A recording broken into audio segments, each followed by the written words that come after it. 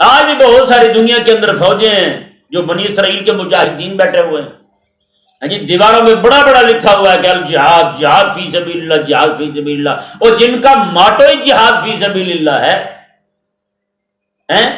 انہوں نے بھی پھر رب کے کلمے کو بدل دیا ہے۔ رب تبارک و تعالیٰ نے کیا ارشاد فرمایا کہ تم نے حتتوں کہنا ہے، انہوں نے کیا کیا، سال بعد ایک گانا ریلیز کر دیتے ہیں۔ رب نے فرمایا ان کو بھی تم نے جہاد کرنا ہے تو رب سے بخشش مانگنی ہے، رب تعالیٰ کا ذکر کرتے ہوئے کرنا ہے تم نے جہاد، لیکن انہوں نے کیا کیا، انہوں نے گانے ریلیز کرنے شروع کر دیے۔ ابھی بھی ویڈیو آئی پھرتی ہے جناب مارکیٹ میں، ایک دوست بتا رہے تھے ساری پوری جماعت بیٹھی ہوئی ہے مجاہدین فی سبیل اللہ کی، اور سامنے ایک لڑکی ناچ رہی ہے، بتائیں چھکو چوکو پہ ناچ رہے ہیں یہ بیچارے، کیا کریں گے یہ بیچارے، کیا کہے بندہ۔ انہوں نے بدل دیا، نہیں بدلا یار رب تعالیٰ کے حکم کو۔ رب تعالیٰ نے فرمایا کہ تم نے حتتوں کہنا ہے، بخشش مانگنی رب تعالیٰ سے، ذکر کرنا رب تبارک و تعالیٰ کا، لڑتے ہوئے جہاد کرتے ہوئے، یہ ان کاموں میں پڑ گئے۔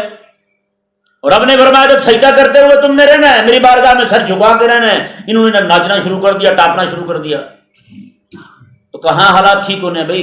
کب پیدا ہوگی ان کے اندر ہمت لڑنے کی؟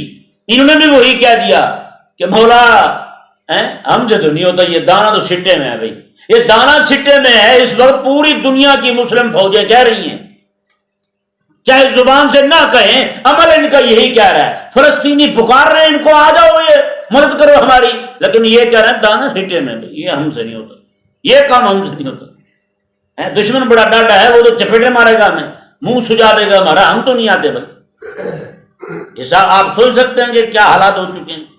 وہ جو بنی اسرائیل نے کیا تھا وہی حال انہوں نے کیا ہے۔